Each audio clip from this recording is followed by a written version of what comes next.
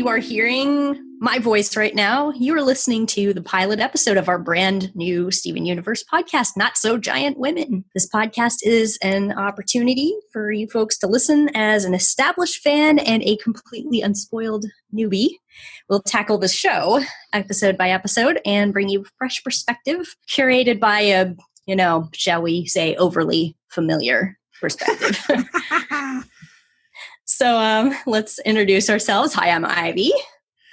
Hi, I'm Daria. I would be the aforementioned unspoiled newbie. Yes, and we are two not-so-giant women coming together on the podcast to offer you guys our thoughts on the show. But I guess first you should know a little bit about who we are. So I guess I'll give my little laundry list here for me. I'm Ivy. I'm an early 40s white lady living in Florida, USA. I'm unmarried, quite intentionally so, aromantic and asexual. I identify as queer, non-disabled, cisgender, come from Jewish ancestry. Just so I don't go too long about myself here, I'll just say I'm a support staff at an engineering firm as a day job, and I'm a published author who likes to write a lot of activist stuff and nerdy stuff, and I like to sing and play music and draw and bake and stuff. So maybe we can next go to get Daria in a nutshell. I'm Daria. I'm also early 40s, asexual, transgender, also white, of Irish and a handful of other things descent. Out there in the world, I'm a researcher and I'm also an activist and on a smattering of other podcasts. All right. And I have a cat crawling on me. I'm jealous of your cat, and I wish I was not allergic to them. I do not have any pets. I do like animals, though. Yeah, if you hear any sudden meows or purrs at this end, it means Olive has come close to the microphone to investigate and make sure we're doing everything right. Okay. So meows are probably not us. Yeah, probably. But, So, yeah. we have a long journey ahead. Who can tell? Yes. Those who are familiar with the show may be giggling a little bit considering how many cats we're about to encounter. So I also kind of want to tell the listeners a little bit about our relationship with the show. So maybe we can switch it up a little, and you can tell us a little bit about what you already know and anything you have to say about why you're watching it now with me. I've heard of Steven Universe, of course, but know very little specifics. I've seen the pictures around and heard the odd reference and snatch of music. Often from Ivy's videos come to that. And another friend locally has been basically a big advocate for the series and has essentially been encouraging me to watch it since it came into existence, I think. So she'll be pleased that this is happening. And I'm aware, I've seen things to know that there's a lot of queerish content in this show. And, I'm aware it's a, multi-level fantasy program with some degree of humor and adventure in it. But yeah, other than that, and that I know I've wanted to get down to watching it for some time, that's about the extent of my knowledge. And this popped up because in a live video event a few weeks ago, Ivy was saying that she'd like to do a Steven Universe podcast of one veteran, one newbie. She'd need someone who was interested in Steven Universe, knew about media analysis from a queer perspective, and has some grounding in podcasting. And by this point, I'm like, hey, I have a name, and here we are. Yeah, I might as well have just sent you a personal invitation. Yeah, you might have just put up my picture. Have you seen this woman? I need her. And I have, yes. Yeah, I was pretty shocked that you are into cartoons but still unspoiled. That is like a dream come true for me. So obviously I'm the veteran for the podcast, and I have not been a fan since the very beginning, but I jumped into the fandom early 2015 after the big season 1 finale kicked up all kinds of buzz on Tumblr. And I saw some people talking about some really great things about same-sex relationships done right, and contrasted to some other stuff where it wasn't as good, and maybe some cop-outs and some queer baiting and stuff. And they were holding this up as very good. And I'm like, yeah, I guess I could get behind that. I want to see what that's about. So, I binged what was available in a couple of days, and, I had fallen pretty hard for the show by episode 2, but like there was a lot of stuff up to that point besides what was on the surface of kind of what was happening in the show.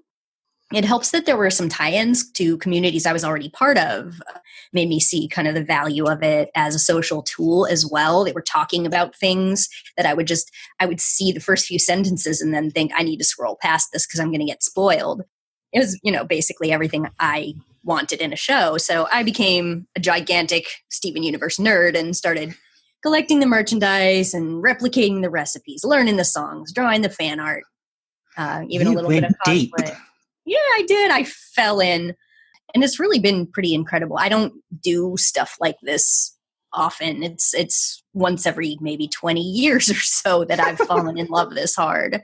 So I really, really wanted to have the experience of analyzing it in depth, but I binged it so fast that I didn't really have that experience of being able to kind of see it unfold from a new person's perspective. And honestly, there's a lot of discussion in the fandom that starts to sound the same. Everybody already knows this, and everybody always says that. So, being that, I wanted to do a podcast like this, and, given her interests and talents, Daria is basically a perfect partner for me. So that is me. I was going to say, you get that in a lot of fan communities. Also, thank you. But you get that in a lot of fan communities. The received fan wisdom starts to seep in. I've been a Doctor Who fan since forever, and there are, as you say, again, the circular discussions and these are just things that are known, and some conversations are over before they begin because everyone's had them so often. Yeah, and there are some people who are very angry that this is the first time somebody wants to talk about this, and so they'll be really rude to somebody who's just coming in, and then the rest of the people there are tired of seeing the same conversation, so they're just like, what even is there to talk about anymore? Yeah, it gets tiresome sometimes, but I love the community, and for the most part, it's been a pleasure to be part of it. It just could use some fresh perspective that we are going to bring. So I guess before we start what we're going to do, I'll just kind of explain the format real quick. Daria and I are not in the same room. We're not on the same continent, but we'll watch the episode together, and basically, like, we'll get on, we'll introduce what episode we're doing, and then we'll watch it, but we're not going to include a full reaction because, copyright and all that stuff. But if there's anything we want to share from our recording, we will do that. And then I guess we've talked about that Daria is going to summarize what we just watched, so anyone who needs a refresher of what happened gets that to start. And then we discuss plot and character and whatever else. And I'll probably want to talk about like meta stuff sometimes, maybe a little bit of factoids. I'm not going to go too nerdy about it, but if it's interesting, or, any fan stuff that might be interesting specifically to us, then, I can ask her questions. We should probably always talk about music. There's a lot of music in the show. Oh yeah, and I want to do a thing about recipes because I like to recreate the recipes of the show. And, I where appropriate, I will try to show off my tasty or not so tasty, as the case may be, recipes. If you are experiencing this podcast through YouTube or something that has a visual medium, then I'll show you the images of the food. But this will probably mostly be an audio format, so I'll just describe what it is, and maybe I'll be able to throw up some links for people to look at the recipes if you're into that. But for the most part, I know you're probably here to listen to us talk about the show. So that'll just be fun stuff. Anything to add to that for now? No, I was just going to say the recipe thing reminds me of a video series I watched a couple of years ago where someone had gone and replicated all the strange pizzas from the old Teenage Mutant Ninja Turtles series with varying results of edibility. That's amazing. Oh my goodness. I'm not going to be specific here, but some people who are familiar with Steven Universe will probably be thinking of a few relatively inedible recipes that have been in the show. And yes, I have done those too. So, and some of them are more edible than others. I guess I should also, just before we dive in, I'll say a couple of little kind of ground rules for me, for Daria, for listeners, for you, Daria. She's not going to watch ahead, of course. So I would recommend that you don't Google stuff about the show. I mean, it seems kind of obvious, but like even if you Google a voice actor or a gemstone or something, you might end up seeing a spoiler. So that would really suck. Makes sense. No, even like articles that seem good. safe. I'm sorry? I'll be good. Yeah. I'm just saying, like, a lot of people don't realize kind of how, I guess, popular or pervasive the show is. So you can try to Google like a gemstone and it'll come up with images of characters that you don't know exist yet. Or you're trying to read an article and it'll say so-and-so character, the person who did this in this episode, that's like 100 episodes from now. It's like, it's so aggravating to avoid spoilers. So if you want to know something, it's probably safer to ask me. My rules is I am going to do my very best to avoid telling anything that I could not know myself at that point in the show. And I'm not going to ask any leading questions. I'll do my best with those. I'm not going to correct any incorrect theories or imply whether they're right or wrong. Or, if Daria does pick up on a theory, I can support the discussion, without saying whether it's something we know the answer to. You may all hear the sound of Ivy biting her tongue many times. Right. Yeah, if we're recording with video at some point and I suddenly blank out, that might be just because I'm trying to hide a poker face, and it's not working. I don't know. I don't know how much of that there's going to be. It seems in this show it is inevitable. It'll take a while before theories are really a thing. And I guess I should just say for any listeners who might be listening to us, feel free to ask us questions and stuff, but, avoid trying to influence anybody's theories or opinions. Don't spoil us. Don't be creepy, etc. Daria, do you want to be able to look at comments on YouTube? Because I could put it on screen, like screen comments. I personally won't look, because that's, again, okay. that trap you spoke of earlier, that someone said, I can't wait till she sees when this happens in season 3 or something. Yeah. If I put it in so that only non-spoilery things or appropriate things get through, that is a possibility. But if you're not going to be looking at it anyway, I'm not going to worry about it too much. Yeah. I think at this stage, I just won't look and we'll see how we go. Okay. Yeah, that's cool. Okay, I guess we're ready to, today we're going to do the pilot, and that might be a little controversial because some people think you shouldn't start with the pilot, but everybody who was there since the beginning did, so it's also our pilot episode, so we might as well pilot. So what do you think? Start up with the pilot? Start up with the pilot for the pilot. All right, I'm ready when you are. Yeah, and I'm just going to hit play now. Mm-hmm. Okay, I'll watch it on my side. We are the Crystal Gems. All right. Yeah, it's a pretty short one. 7:27 according to this. Even though obviously I haven't seen past this point, I can really see how this is the sort of thing you're in for, sort of short for the show. Mm-hmm. I'm dimly aware that some things change between pilot and series because that happens anyway, but this lays down the basics. Stephen, this young boy, for whatever reason, is hanging out with these powerful gem-based defenders of the world, and for all his occasional ineptitude and frustration, he's got the heart and sometimes lucks onto the right thing. Yeah. It kind of sets the quasi-humorous tone with, the whole thing being based on Stephen wanting to go back and basically give zingers to people who have ticked him off, and accidentally the "oh no, here we go again" trope at the end. Yeah.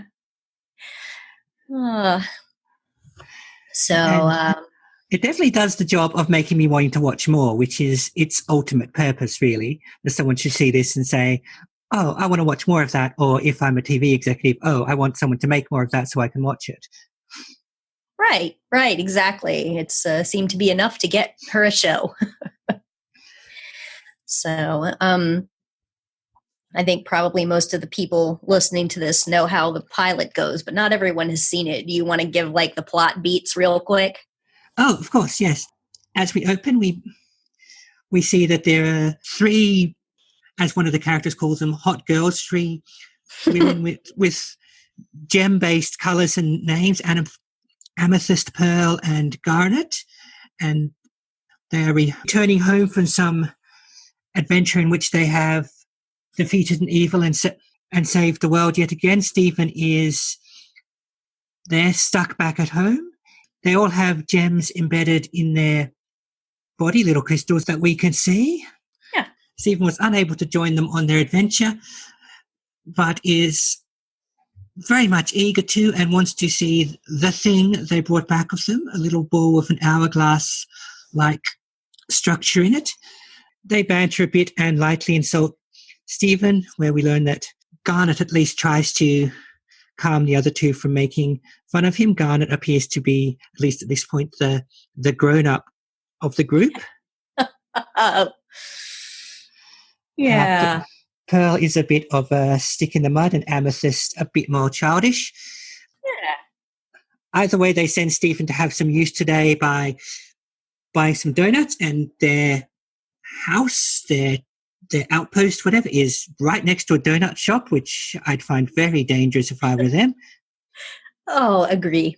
And as Amethyst gives Stephen the money for donuts, she also slips him the thing, the hourglass thing, which he is impressed to see in his pocket. As he goes in to buy donuts, one of the clerks is saying nasty things to him, such as, "Why are you hanging with these gem hot girls? You're not a hot girl yourself." Stephen grumbles, and as he leaves the donut shop, he comes up with the zinger he'd wish he said, which is, "If I were a hot girl, I wouldn't be talking to you." And as soon as he wishes this, he finds himself back in the donut shop, and he gets the opportunity to say that to the clerk, and a similar thing happens again when he calls Stephen a joke, and Stephen later thinks that he should say at least people like jokes. Every time Stephen goes back in this little time loop, he gets another bag of donuts, which is probably another abuse of power for this sacred ancient artifact.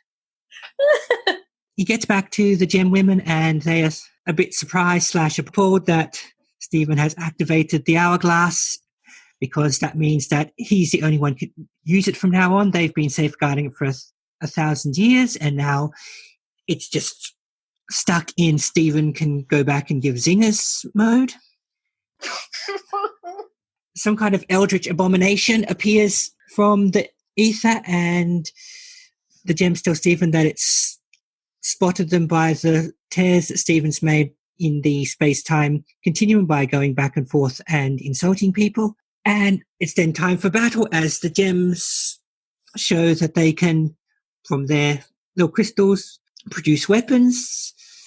They are on the ropes from the big creature until Stephen uses the hourglass to go back and give a rejoinder to an earlier insult, taking them back to an earlier point in the battle where he can use the knowledge from the battle he's already seen to tell them that the best way is to avoid its hair things. It has these tendrils that it's using. They all get on the top of the donut shop and push the huge donut prop on there onto and squash the creature, at which point it expires by having lightning struck into its mouth. The day saves, they all retire with their hourglass and their donuts back to the apartment, treehouse place. They refer to an early incident where they had called Stephen a clown. Stephen, still in possession of the hourglass, says what he wished he'd said, and this prompts him back to the start of the episode where the clown insult originally taken place. And he screams in anguish as he realizes they may all go through it again, and he simply smashes the hourglass, at which point the gems tell him he may be a clown, but he's their clown. Aww. Yeah, that's your 7-minute pilot in a nutshell, I think. Yeah, and end scene. Last line, "This clown's gonna save your life." Ah, yes, of course, at which point he stares directly into the camera. And that's the thing you often have at a pilot, is sort of the last few lines like a mission statement for the series. And I'd say that's probably this for the series, that this young kid whose gem embedment is gems in his navel. It does not yet work, but at some point he's going to become significant and have some adventures into the process. Yeah, it's a pretty good setup for what would become a huge series of 160 plus episodes and a movie. I think I have just learned that you have very good recall of details. So you're going to be you're going to be the perfect person to watch this with. um, I guess after having seen it and summarized it and stuff, plot wise, do you have any kind of specific thoughts about anything? Anything you wondered or anything you found interesting? Anything you want to touch on? Well, the obvious thing I wondered was sort of the how we get here thing, Yeah. mostly sort of why is this young, apparently human boy with a gem in his navel? Start, why does he have a gem in his navel? Living with these three sort of color and gem themed warriors. Right. The gem warriors at this point are very much a sort of archetype you've seen in cartoons and such, and action figures and such before. Characters themed around a particular thing, in this case gem, and having appearances and powers that go along with that. So it feels like that's done so we can recognize the sort of thing they are for those of us who have dabbled in cartoons before. Oh, sure. Yep, there's obviously some kind of grander plan to the gems and their defense of the realm, because as one notes, they've been at this for at least 1,000 years. Stephen is a young boy who appears otherwise unremarkable, yet is nonetheless attached to the group, which gives me that kind of, I don't know, chosen one vibe, as is often the case in fantasy and cartoons. And yet his name is Stephen and he doesn't have a gem name. So what's the deal, right? Yeah, exactly. That's one thing that sets the tone right at the start, where they all sort of announce their power-ups and their names, and he just bursts in with Stephen. Yeah. Showing that he doesn't quite fit the pattern, but he's there nonetheless. Right. And it feels like you'll get, you're promised some clarity on that later. And that makes sense for a pilot, because you want to see what people are in for. You don't need to hit them with the entire Steven Universe wiki right in the first test reel. Yes. I was going to talk about this, I guess, a little bit later, but since it's relevant now, I should say that Rebecca Sugar, talked about kind of needing to simplify. Like, she had all these grand ideas and she was told by one of her mentors in the field, like, you just need to boil it down, and all these details can be there but not be part of everything that you're doing right at the beginning. Just boil it down and simplify. And she really took that to heart, and you can tell. Yeah, definitely. And you can tell there's a lot more lore that has been developed but isn't actually on screen, which is probably a good way to do things. I'm reminded of Looper, of all things, the time travel movie, because the guy who wrote it, Ryan Johnson, basically came up with this elaborate thing of how the world works and how all the tricks in the movie work, and then included very little of it on screen because it wasn't important to that story. That's cool. Yeah, actually, on that subject, you are a Doctor Who fan, and there was time travel in this. So, what's your thoughts on that? Well, I'm always a sucker for time travel, as you've probably guessed. Are you? Yep, fancy that. I'm guessing time travel, or at least time shenanigans, might be a thing going forward, because they fairly casually mention, oh, look, rips in the space-time continuum, which suggests some kind of experience, not, oh my goodness, what the hell is that? Stephen adapts to it pretty quickly, whether that's because of his experience or because he's a young boy and just takes things in his stride, I'm not sure. Right. He doesn't seem too put out or too taken aback that he has potentially a power that has evaded humans forever in our world, and he's using it to give crap to the mean donut clerk, which, right, again, is a very child thing to do, to not appreciate the scope of what you have before you beyond what you can actually do with it to satisfy yourself in those few minutes. Right. The dream with something like that is, I wish I could use it to always have a zinger. Yeah, and it's like, when you're that age, you think, oh, if I had super speed, I'd use it to get my homework done instantly. Right. They kind of have a narrow understanding of the scope of that kind of power. That's true. Yeah. I hadn't really quite thought of it. I guess also, though, because he didn't mean to do it the first time, there was like no thought into what he was doing. But then he deliberately just picked that right up and started doing it again. And Amethyst thought it was hilarious, and Pearl was furious. Yeah. Showing their characters right Yes. there, that she's a bit more fun and childlike, and Pearl is a bit more, no, there are rules about this sort of thing. Right. I mean, I guess in her defense, like, she knew that if you mess with that kind of stuff, then you might get attacked by an electric skull. But at the same time, Amethyst is like, but comebacks. Neither of them are wrong,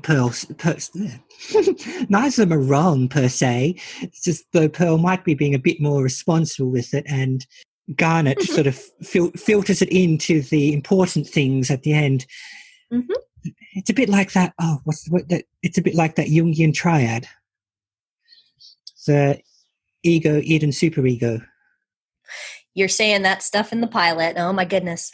That's fantastic. It is explicitly discussed as intentional by the creator. So you were correct.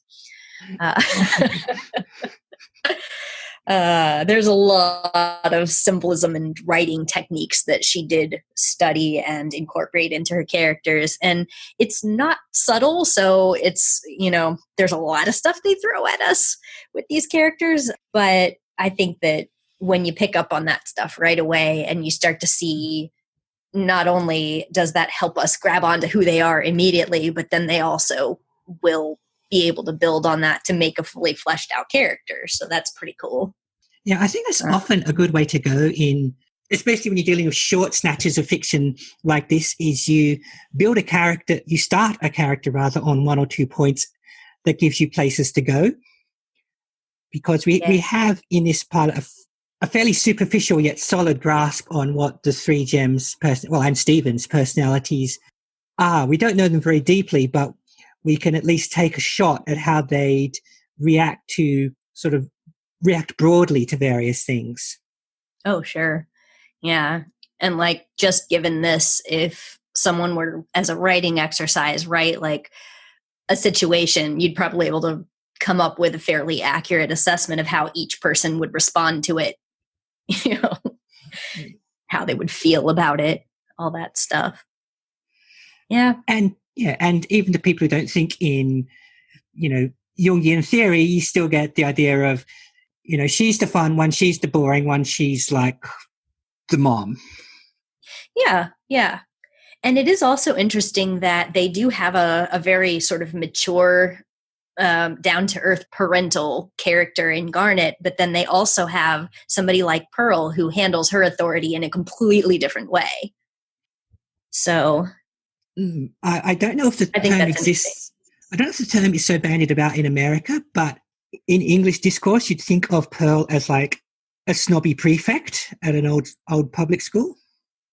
Sure. Yeah. Yes. I think that is a good sum up of her, that she would be the type of person that knows all the rules and thinks it's very important to follow the rules, but may not necessarily enforce them in an accessible, mature kind of way. Doesn't know that occasionally they are there to be bent or even broken, just knows that they are there and rules are rules and they're supposed to be followed. Right. Yeah, she definitely gives off that vibe, especially at the beginning. But like, she's like made to be like that in this pilot. That she is the one who's not only telling you what the rules are, but she's very upset when they're not how they should be. Amethyst shows the contrast to that immediately when she is told, "Don't give the thing to Stephen," and about a second later, she gives the thing to Stephen. Yep.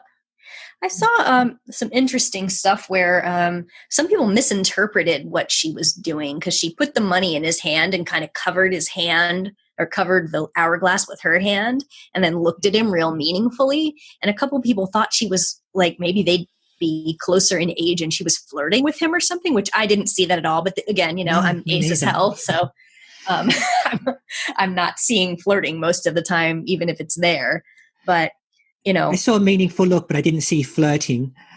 Yeah, and I guess some people were saying, is she flirting with him? But I was flabbergasted when someone said that the first time, but then I kept seeing it. I guess it's not super popular because a lot of people saw the pilot after they saw the show itself, and they know that all of the gems are in some capacity or another his guardians, sort of. So it wouldn't be appropriate to see that.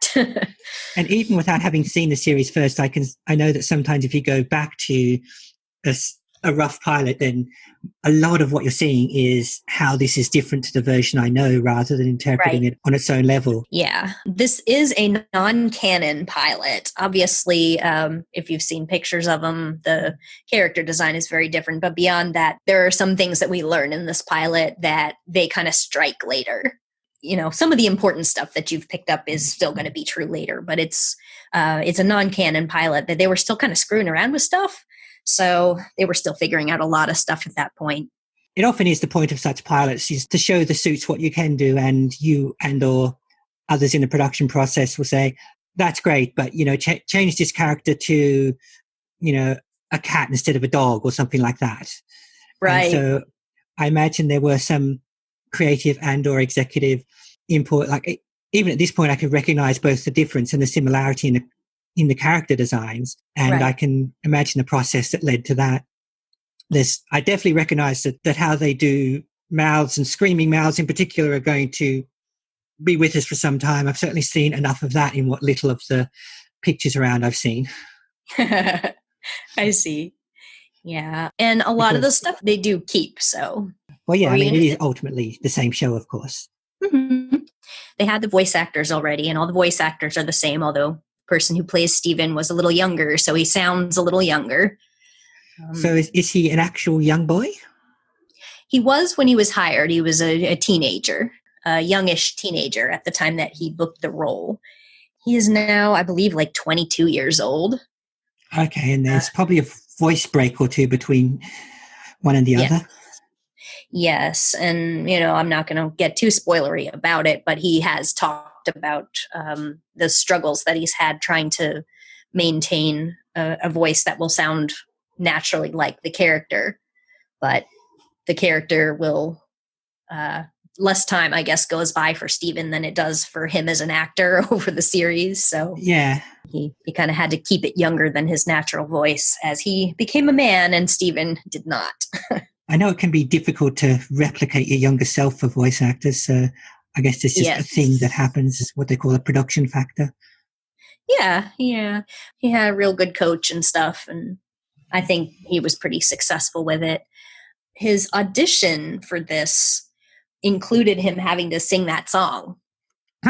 So that's pretty cool. But that was part of his audition there, that they ended up using it. It's pretty great. It's not common to actually cast young boys as young boys in animation, even these days. Right. I know there are a host of male voice actors who are adults who are just good at making young boy voices, and often they just use women, and Bart Simpson to this day is played by a female actor. That's right. In Japan, too. Yeah, definitely. There was some Western animation series, and I can't remember which one, but they did cast a young boy, but then when his voice started changing, it's cast another one and another one and another one. And I can't remember which series it is. I imagine it must have started to annoy the viewers after a while. Yeah. I'm not sure whether they considered doing that, but are you familiar with Adventure Time? I'm aware of it, but it's another I haven't actually sat down and watched. It has another kind of young teenager / young boy protagonist, and they kept the same voice actor for the whole time. And Rebecca Sugar got her start really in mainstream animation on Adventure Time. She was one of the people who some of her episodes that she co-storyboarded with others became some of the show's most popular, which is what led to Cartoon Network asking her to submit a pilot for consideration. But I think that because Adventure Time was the precursor to Steven Universe in so many ways, they kind of looked to, well, what did they do with their teenage male protagonist, and what can we do with our Stephen. So they basically did the same thing. Both of them kept the same actor throughout and let him grow up a little bit, Yeah, and I which suppose is if the interesting. actor's good at it, then that's a good thing to do. I mean, I know some younger actors just start not wanting to be there after a gig or two, and that's obviously a whole different problem, but one that does pop up. But if he's still into it and he's got a good coach, then yeah, I say yeah, it's cool to keep him around. Yeah, I would agree. Because I have a couple other thoughts on things that I'm curious about what you thought about. I guess I'm kind of into the meta stuff here, but we kind of talked about the different character designs. It's a really interesting kind of diversity of the characters, even just in both the personality and the presentation of, like, racially, height wise, body type. It's really interesting to see that, and also that the family structure seems to be the way it is. If you assume it's a family, the way that it seems like they have this relationship here where he's sort of a child and they're caretaking him for whatever reason. It's very atypical, it's unusual, and they just throw it there in front of us. And any thoughts on that? I noticed that too. The Gem Warrior's age is obviously somewhat nebulous, and obviously they don't quite age in human terms if they've been doing anything for 1,000 years, but they seem sort of, I guess, coded as certainly older than Stephen, and of a maturity to have some level of responsibility. It seems like it definitely takes the three of them, at least at this point, to take care of Stephen, and that is not a typical family structure, to have the three quote unquote parents or guardians, regardless of their apparent gender. Right. Yeah. I could definitely tell that Garnet is coded in an African American kind of style, uh, from the voice and a little bit from the character design. Yes, although she's a British actor who does her voice, so she's from London. Go figure. I guess she's good at being American. She has an accent, though. She just didn't get to talk very much, so she it becomes a little more. It depends on how much she says, but she's the quiet one, as you can tell. So, but yes, she is played by a Black woman, and Yeah, it's she intentionally. reminded me of a particular character from an older sitcom that I'm not quite remembering the name of. So I don't know if that's just a coincidence or if the actor sort of was also aware and vaguely emulating it to sort of have something to aim at. Oh, that'd be interesting. I haven't really heard a whole lot from the voice actor. She participates a little bit less in the meta, I guess. She's been interviewed probably fewer times, but she's it's Estelle. She's like a Grammy award-winning R&B singer, and she's pretty busy. Yes. So, yeah, of course. Yeah, no, I have heard of her in the context of being a singer. Yeah, she's kind of a big deal, but they definitely did for the voice actors a diversity of experience as well, because you have an R&B artist playing Garnet, and then you have, if I can kind of nerd out a little bit about this, the lady who plays Pearl is a Broadway singer, and I guess actually she does lots of different kinds of singing and acting. She did some Mickey Mouse Club stuff. She was in a pop group, stuff like that. But I'm sorry? What's her name? Dee Dee Magno Hall. Okay, I don't know her, but she's almost surprised I don't, because it seems like she's done a lot. Yeah, she's been in quite a few musicals, and I love her singing. But all of them really just use their regular voices. They're not like putting on a voice for this, so it makes it really recognizable when you hear them talking. It's like, wow, there's no difference. I think the lady who plays Amethyst probably had the least professional experience when they were hired, and she was on Barney or something. She was on Barney. Michaela Dietz, her name is. She's had a few like video game voiceovers and things like that, but booking a major role on a cartoon like this, she's gotten a lot of experience, but she's not from a musical background. And of course, Steven is his voice actor is named Zach Callison, and he had some singing roles on Disney and a lot of cartoons and acting, things like that.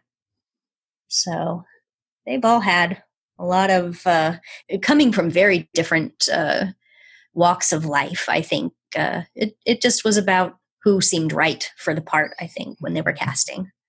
Which also must give them all something interesting to play off with each other in the studio. Yeah.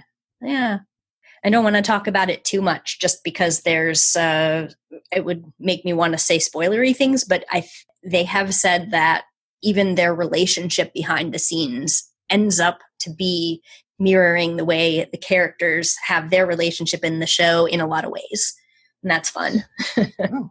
Especially Michaela, who plays Amethyst, has said that she and Zach, who plays Steven, have kind of been a bad influence on each other sometimes. It's kind of funny, messing around and stuff. But it works for them.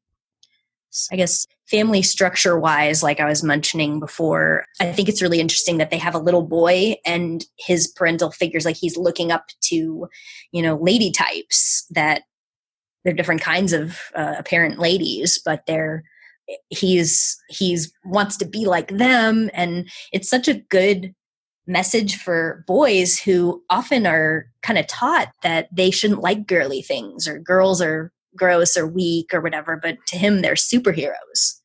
I think that's really cool. Yeah, I like that too. I like and I know that the donut guy went a bit to the hot girl well, but they're very much, at least at this point, we do have all of 7 minutes of them, that right. They are shown as warriors rather than as as female warriors, if you see what I mean. Right. It's not lent on the fact that they are female, or at least to human eyes at this point, presenting right. female. Right. Again, not quite knowing their origins or species. I'm only going from what the other characters are saying at this point. Yep. I will not spoil. And they all have offensive weapons too. You got Garnet with these gauntlets, and you got Amethyst with a whip, and Pearl's got the spear. They're out to mess some people up. Garnet's Hulk hands. Oof. I like those. Yeah. They're pretty cool. So they definitely get hands-on. They're not afraid to fight anything. So, and unfortunately, Steven cannot join in yet. He tried. He pulled his little gem out a couple times, tried to get it to come on, but it didn't cooperate. He's probably being the heart one, to use a Captain Planet metaphor. Yeah, I'll have some stuff to say about that when we get to the next episode. This is an interesting perspective too, is I was worried when I first saw him leaning over a piece of furniture, shoveling chips into his mouth and stuff, that it was going to have fat jokes in it. And it didn't. And that made me really happy that he's kind of like a chubby little roly-poly kid, and they're not acting like, oh, that makes him a joke or something. Because usually the fat character is there to be kind of poked fun at, and that's really uncomfortable and bad. So I was relieved to see, like, he likes his food, he's eaten his things and stuff, but he's never told like that makes him less of a legitimate member of the team or whatever. I like that. Yeah, and jokes like that they're a pretty cheap well to go to, but it's one that so many do, sometimes even not meaning to. Right. I mean, you can tell at this point he likes his junk food, but again, he's a little boy. He likes chips, and he was tempted by the hot dog donut because, of course, he was. And I read it as, this isn't a fat joke. He's just seen this miracle that is hot dogs and donuts as one item. Right. And how are you going to resist that when you literally live basically on top of a donut shop? Kind of speaking of which, when he was over there getting his donuts and Lars was kind of making fun of him, he said something like, what are they anyway? Are they ghosts or witches or what? And he's straight up saying like, oh, they're crystal gems and they save the world all the time. They're not trying to hide their identities. Clearly, they're, whatever the magic is, or the technology or whatever they're doing, it's not hidden from the neighbors. And that's interesting too. It means we're not going to have the episode of, oh no, the neighbors are coming past, of Garnet pretend to be Auntie Gertrude. Yeah, I don't know how you feel about that stuff, but I tend to get really tired of that trope where for some reason you have to conceal magic or, aliens or whatever from the neighbors. I don't know. Sometimes it works for me, sometimes it doesn't. It doesn't, especially when you're into how can anyone not know by this point that there are aliens or magic or whatever the series thing is. Yeah. One of the things they did do in Doctor Who, just to go back to that yet again, is in the Revive series, they sort of slowly built that people were becoming less startled and eventually accustomed to the idea of there being aliens and invasions and what have you every so often. I think that if it's a world where the populace is exposed to these and they still just write it off as, oh, there must have been a gas leak or something. Right. I mean, it is something you can have fun with if you completely lampshade the hell out of it. That can also work. But as a straight trope, I think it's a bit done. I agree. Yeah. It's not interesting after a while either, because what are the stakes even? Like, if there are stakes, that's different. But why do you have to keep this secret? Just because? So it was cool to see Steven just being like, well, they save the world all the time. And I don't know if you watched the Marvel movies, but I only just realized that almost no one has a secret identity in those, and that's usually superhero 101. So that's obviously a trope we're starting to not lean on so much, the secrecy thing these days. Yeah, I've only seen selected Marvel movies. A lot of people are just publicly known as their super person. I wonder what that reasoning behind that is, because in the past, I know that in earlier comics, it was all the time, like you said, and now if they have a bunch of people who are just using their regular name, that's definitely. I wonder, just kind of culturally, socially, what fed into everybody has a secret identity for a while. I wonder if it's also, as you said, that after so long, you can only tell so many stories of, I've got to save the world and get to dinner with the boss by 6 p.m. and you can't know who I am. Right. I saw a funny comic going around a while back where Lois Lane is on Facebook and it asks if she wants to tag Clark Kent when there's a picture of Superman, and she's freaking out, face recognition. And she's like, oh no. So I thought that was kind of funny because, he's just got glasses on. Come on. So, I'm glad that Steven is Steven and everybody is going by their name. And we don't know at this point kind of what the other characters' relationships are with people outside. Like, at first you think, okay, Amethyst is sending him to the store. Maybe they don't go out, but then the donut shop guy knows who they are. What are they anyway? Witches and ghosts or something. And he's clearly seen them or wonders about them and talks about them mockingly. I wondered if either A, they were going to have a not in front of the child conversation, and or B, if they had just come back from battle and were too tired to go get donuts. Yeah. Or see if it was, here's a bit of busy work to make Steven feel helpful. Yeah. That's true. That was definitely kind of the thread that came from, where they were saying that he couldn't help and he couldn't see the time thing. And why don't you go get us some donuts? Because that'll be helpful. So I guess I have a couple other little notes here about just elements of the show, unless you had anything else you wanted to bring up about character or plot or anything like that. No, let's hear your data, your points, your notes. Oh, I was just going to say we should talk about the little song. Again, definitely a mood setter, that song.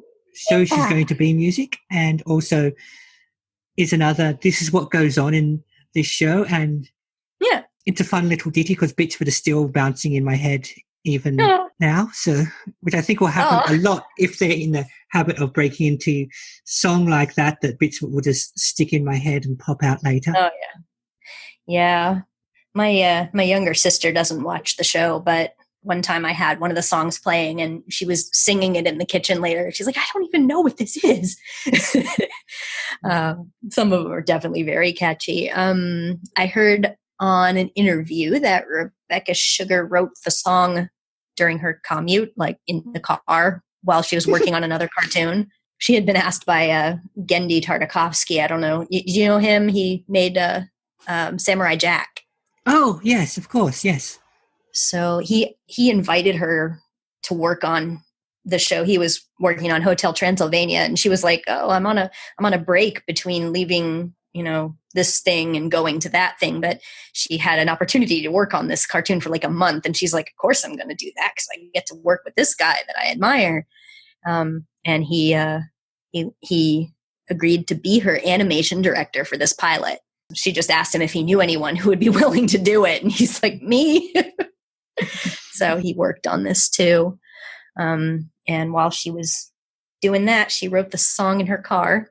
I'm kind of sad that Pearl made fun of him for singing it. You can sing that in battle. Like, well, that's mean. Yeah.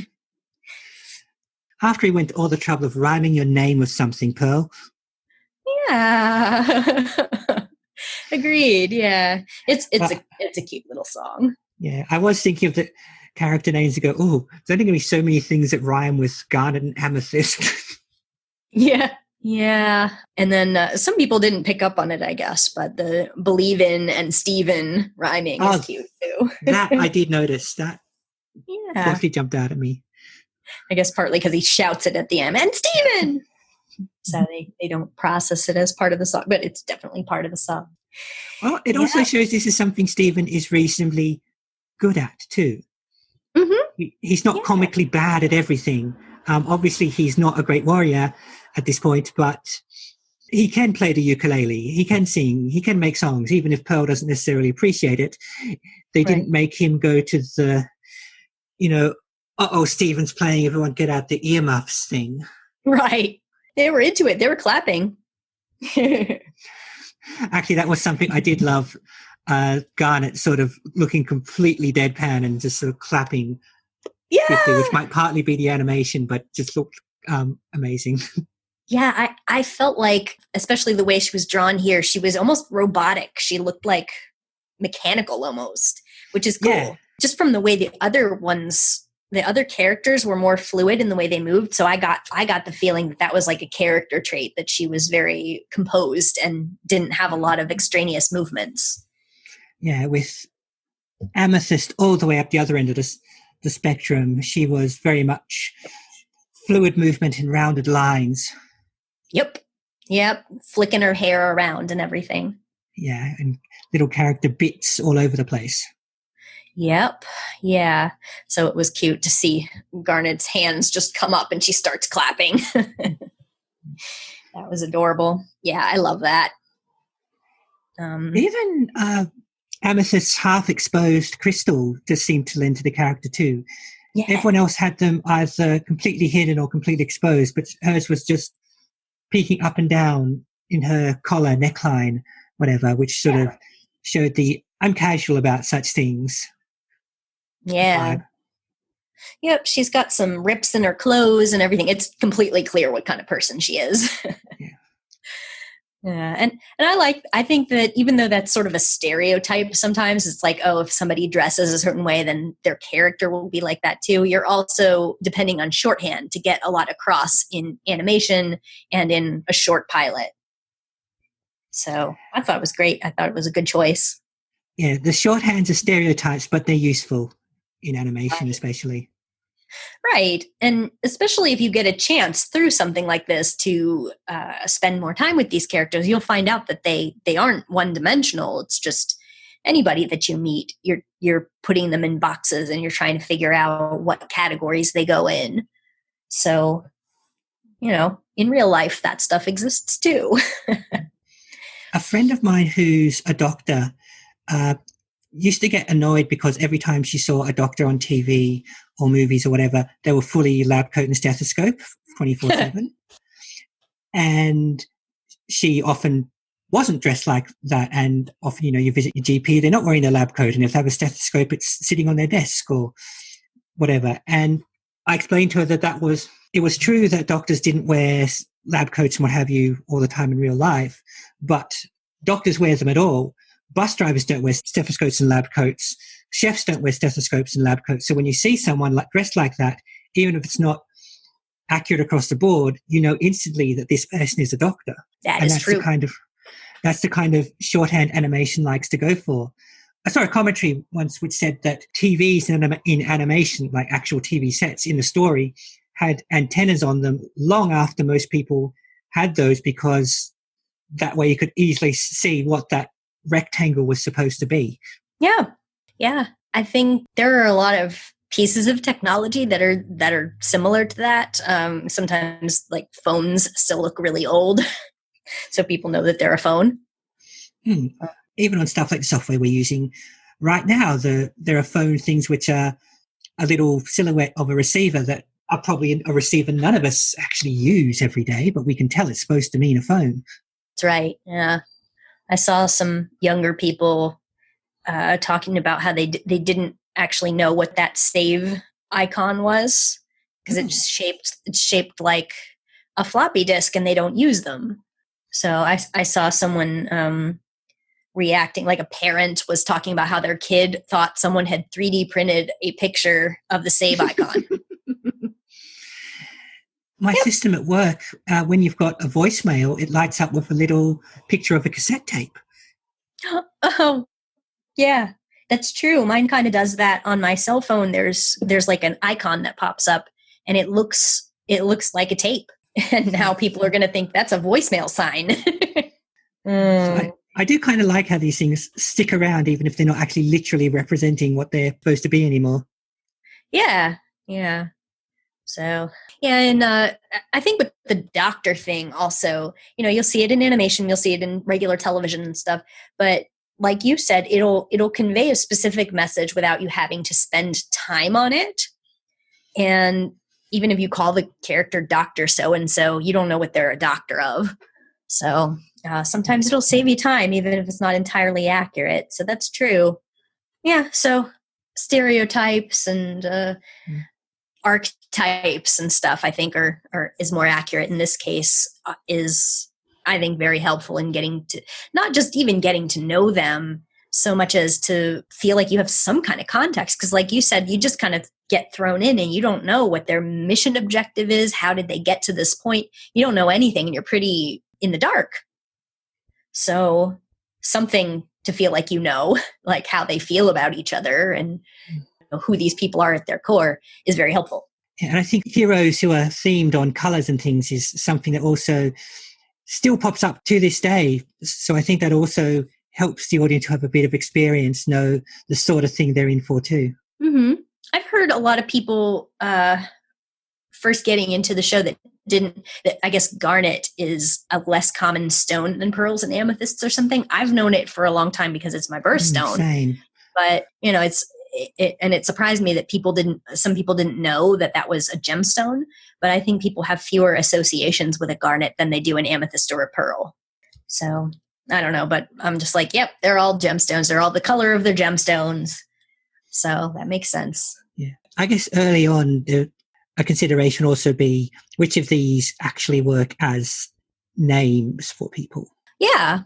It's a sort of thing I imagine as they go on, they'd be able to play with more as people get used to the ideas. But yes, I mean, Pearl is a regular English human name, so chances are most of the target audience would at least be aware of people already called Pearl if they don't know or be one themselves. So things that will roll off the my grandmother's name. There you go. Yep. I had you want things that will roll off the actor's tongue and sound natural as names. Yeah. Yes. Yeah, I would agree. I actually at one point worked with people in my organization that had all four of those names. Oh, there you go.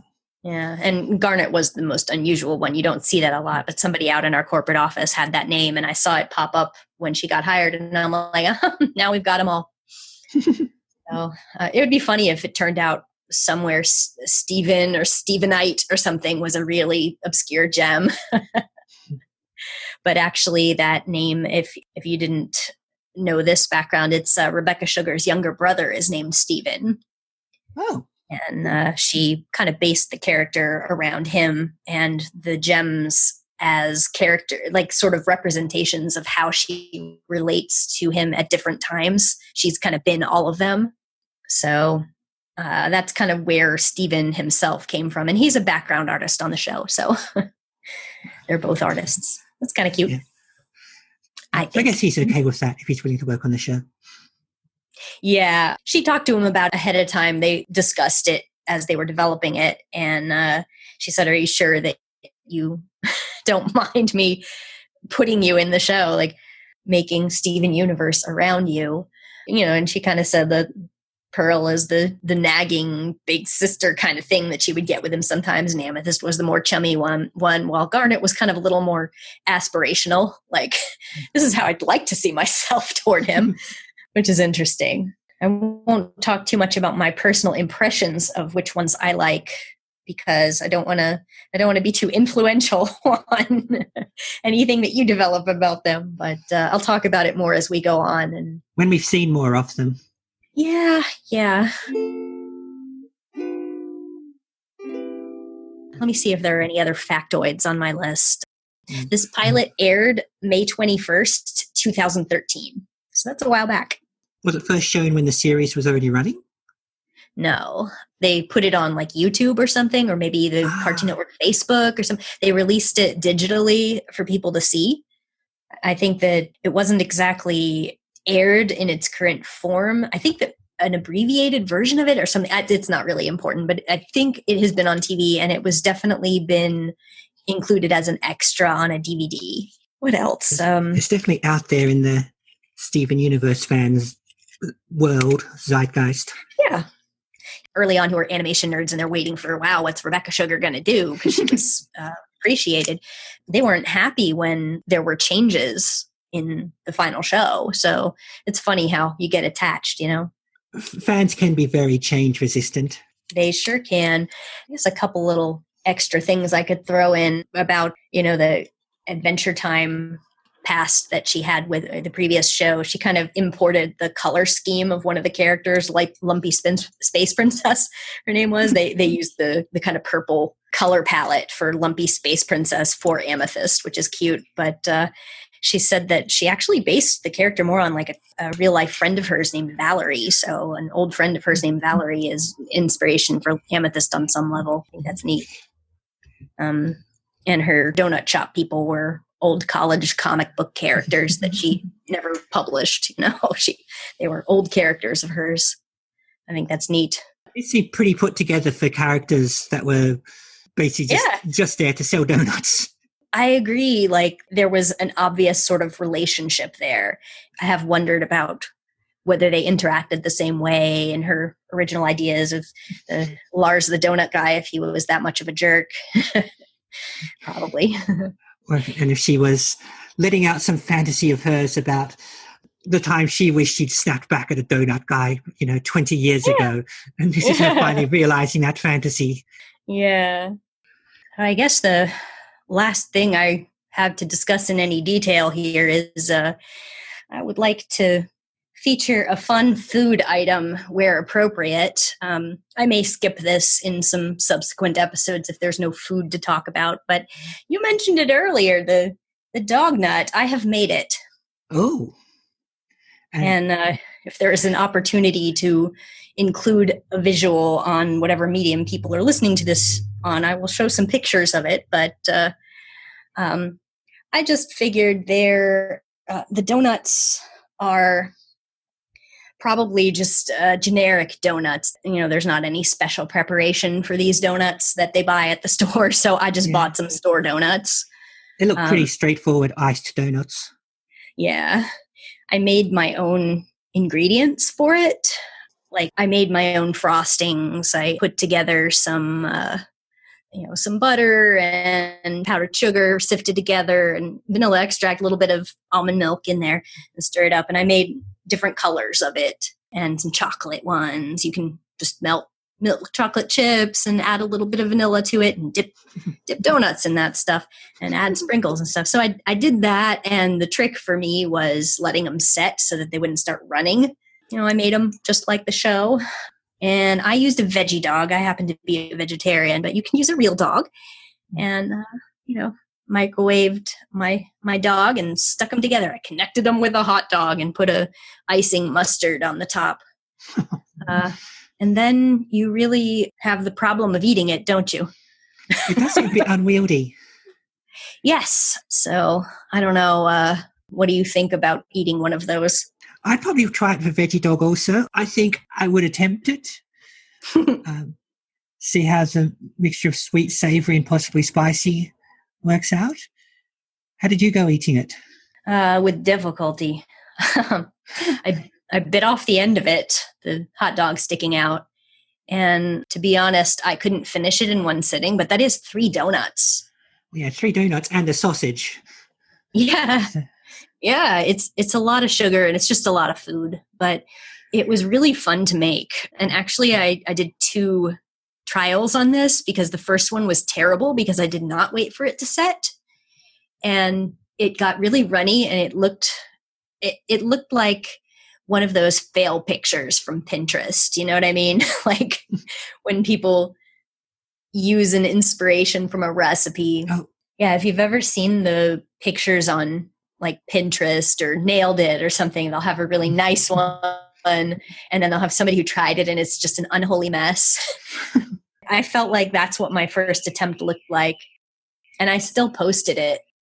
And then I tried again. The second one was much better. Normally I make the recipes if somebody eats them on the show, because there's a lot of like background food and stuff, and I'm just not going to make everything. But I have made a kind of a frightening number of these recipes. So I'm going to have fun, I don't know, putting up some of the crazier ones and see if people are offended by the fact that this exists in the world. And during the week, I might try making the veggie dog donut and seeing how I go. That would be great. That would be so much fun. I was just thinking, like, if I can show the video for a second and I can do this. I don't know if you can see me here. I can see you, yeah.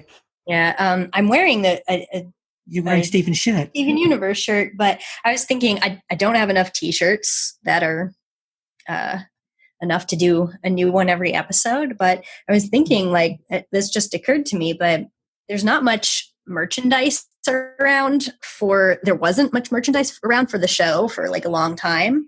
I got a poster. Oh, that is pilot designs. Nice. Yep. So those are cool. I like that. And this is like, I think the only pilot-y thing I have. I've never even drawn them in this style, which is sad.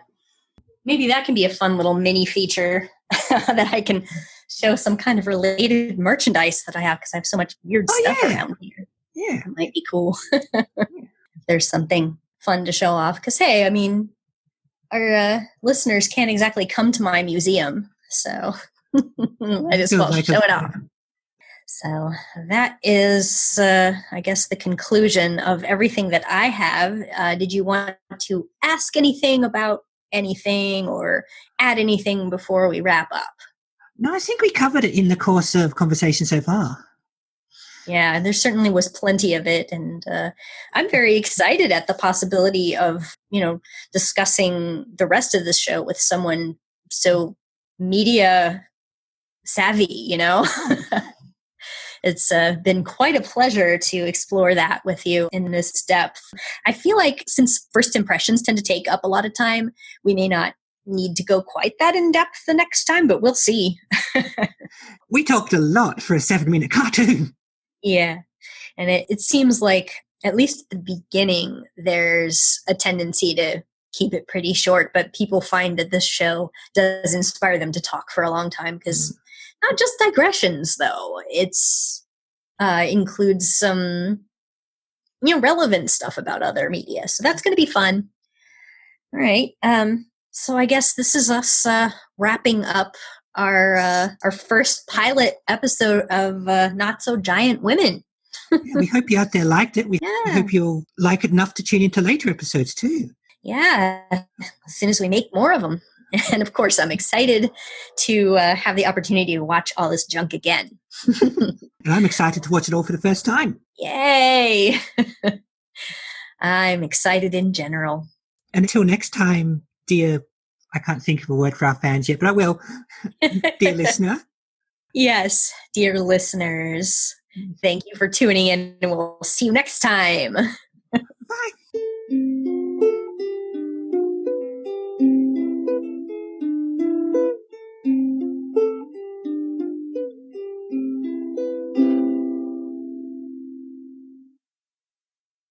if you're evil and you're on the rise.